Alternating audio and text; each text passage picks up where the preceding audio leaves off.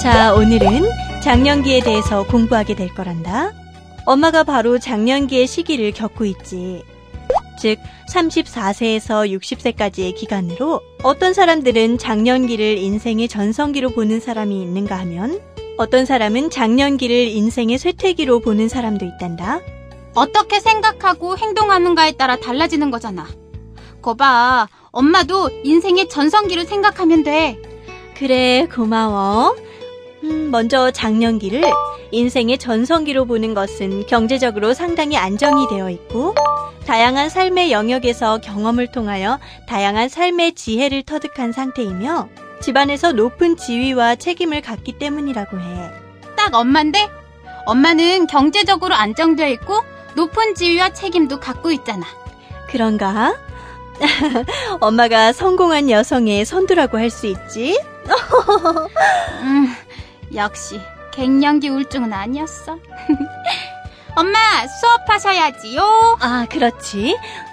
전자와 달리 장년기를 인생의 쇠퇴기로 보는 것은 이 시기에 신체적 퇴행이 이루어지기 시작하기 때문이지. 즉 20대 이후에 노화가 지속되지만 중년기에는 신체적 능력의 감퇴와 노화를 실감하기 때문이지. 이런 위기를 넘기지 못하고 그냥 살 경우엔 계속 우울하게 살아가겠다. 그럼 침체된 삶을 살아갈 수밖에 없겠지. 이어서 에릭스는 장년기의 인생 과제를 생산성 대 침체라고 했단다. 생산성? 생산이 된다는 건 아니겠고. 어떤 뜻이야? 여기서 생산성이란 한 세대가 다음 세대에 물려줄 문화와 사회 질서를 발전시켜 살아갈 기초를 구축하는 것을 의미해. 그러니까 장년기에는 자녀를 보호하고 직업 생활에 능동적으로 대처하며 가정에 대한 책임과 사회적인 책임을 감당한다는 거지. 사회적인 책임? 그런 생각을 가지니까 위기가 오는 거 아니야? 물론 장년기에 자신의 무능력이나 열악한 환경 조건 때문에 자신이 생각하던 인생의 목표를 달성하지 못하고 사회를 위해서도 의미 있는 기여를 하지 못했다고 느낄 때 침체를 경험하게 되지. 그래서 장년기를 빈 둥지 세대, 상실감의 시기, 제2의 사춘기, 혹은 정체성 위기의 시기 등으로 표현하기도 한단다. 가장 힘든 시기라고 할 수 있구나. 그렇지. 다음으로 장년기를 전환기로 간주한 학자들로 융과 레빈슨, 그리고 굴드 등이 있단다. 그들이 어떤 주장을 내세웠는지 살펴보도록 하자. 먼저 융은 장년기를 전환의 시기로 지적한 학자로 사람들은 삶의 전반부에서 자신의 외부 세계를 다스리지만 삶의 후반부에서는 개인적인 한계, 그리고 질병이나 사망을 지배할 수 없다는 것을 이해하면서 점점 더 내면 세계에 초점을 두기 시작한다고 했어. 한계를 앓기 시작하면서 외부 세계의 변화를 인정해버린다는 거지? 그렇지. 그리고 다음 학자로 레빈스는 장년기의 3가지 발달 과제를 성취해야 한다고 주장했단다. 3가지 발달 과제? 첫 번째 발달 과제는 자신의 과거에 대한 재평가로 이는 자신의 죽음에 대한 의식이 강해진 것과 남은 시간을 현명하게 사용하고자 하는 의도에서 비롯되었고, 두 번째는 인생의 남은 부분을 새로운 시기로서 시작하는 것으로 이를 위하여 삶의 기존 구조에서 부정적인 요소들을 수정하고 새로운 요소들을 갖추기 위한 선택들이 이루어져야 한다는 거야. 남은 시간을 생각하고 좋은 것을 새롭게 시작하라는 거네? Of course. 마지막으로 3번째는 개별화로 장년기 이전에는 반대의 관계로 경험하던 상태나 경향, 즉 양극에서 그 중에 하나에만 해당될 수 있고 동시에 둘의 상태를 취할 수 없다고 느끼던 것을 통합할 수 있어야 한다는 거지. 레빈스는 발달 과제를 꽤 복잡하게 제시했구나. 쓰면서도 잘 모르겠어. 이러한 과제를 성취해야 한다는 주장이었는데 너한텐 어려웠나 보구나. 자, 이어서 굴드는 장년기에 벗어나야 할 5가지 비합리적인 가정을 설명했단다. 5가지나? 먼저 첫 번째, 안전이 영원히 지속되는 것이라는 가정에서 벗어나야 한다고 했어. 장년기에는 부모가 생존해 있더라도 역할 전도가 일어나기 때문이라는 거야. 그리고 두 번째는 자신과 자기가 사랑하는 사람들에게는 죽음이 일어나지 않을 것이라는 가정에서 벗어나야 해. 주변 사람의 죽음을 두려워하지 말라는 거네? 그래, 맞아. 이 시기에는 부모가 병에 걸리거나 사망하며 자신의 죽음에 관해서도 신호를 받게 되기 때문이지.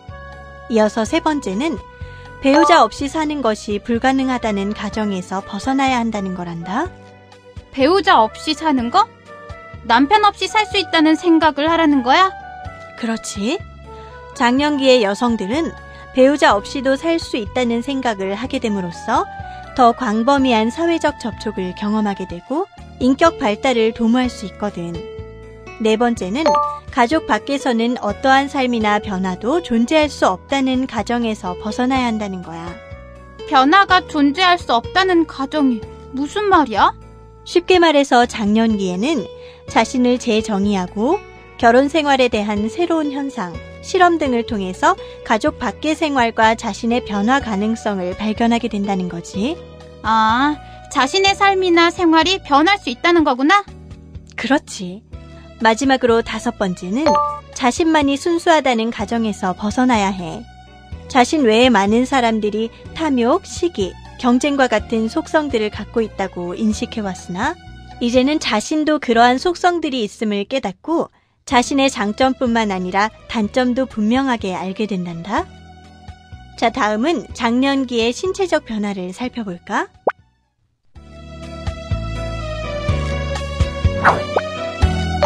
장년기의 직업생활은 가족의 생계 유지, 사회적 관계의 유지뿐만 아니라 전체 생활에 영향을 미칠 정도로 매우 중요한 요인이란다.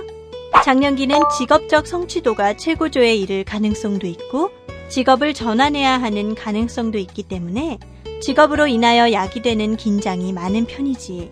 직업 성취도와 직업 전환? 반대되는 거네? 그렇지. 연령에 따라서는 40대 성인들이 다른 연령층보다 직업적 성취를 위한 열의가 가장 높기 때문에 직업적 성공에 대한 긴장도 많은 편이야. 그리고 사회 계층에 따라서는 중산층에 속하는 중년 남성은 젊은이와의 경쟁에서 낙오하지 않을까 하는 두려움 때문에 직업적 성공에 가장 많은 긴장을 경험한단다. 그럼 상류층이나 하류층은? 좋은 질문이야. 하류층은 더 이상 잃을 것이 없기 때문에, 또한 상류층은 이미 안정된 생계 기반을 갖추었기 때문에 직업적 성공에 대한 긴장을 많이 하지 않지. 이러한 비자발적 직업 전환은 개인의 직무 수행 능력이 다른 직장 동료에 비하여 지나치게 떨어지거나 회사나 전체 사회가 경제적 불황 상태에 있는 경우에 특히 많이 일어나게 돼. 그럼 불황일 때는 퇴직당해서 살기 어려워지는 거야? 아니, 그렇지만은 않아. 가장이 비자발적인 퇴직을 당했을 경우에는 퇴직금이나 연금 등으로 일정 기간 기본 생계를 유지해갈 수는 있단다. 그러나 대부분의 가족들은 비자발적 퇴직에 대한 재정적 대비를 못하고 있기 때문에 가족 성원 중 한 명이 가장의 역할을 보완하거나 대행하기 위하여 직업 생활을 시작하는데 대부분이 배우자인 중년 여성이 취업을 하는 경우가 많지. 직업적 만족이 영향을 주는 부분이 많구나. 성공도 중요하고. 물론이지. 이처럼 직업적 만족과 성취는 개인의 생계 유지뿐만 아니라 인지 정서적 측면에도 영향을 미치고 자신의 직업적 경력을 관리하는 것은 개인적인 성취와 사회적 통합에 있어서도 가장 중요한 과제가 된단다. 이어서 장년기의 발달과 적응에 영향을 미치는 직업의 세 가지 측면에 대해서 설명하자면, 먼저 대인관계 기술은 장년기의 직업에서의 성공에 아주 중요한 부분으로 작용해. 맞아.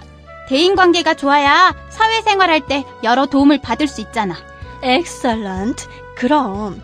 그리고 자신의 직업에 존재하는 권력의 구조를 확인하고 그 구조 내에서 자신의 위치를 확립해야 하며, 마지막으로 직업에 따라 필요로 하는 기술이 있기 때문에 청년기에서 장년기에 걸쳐 종사하는 직업과 직장에서 맡은 직무는 그 사람의 지적 발달에 영향을 미친다는 거야.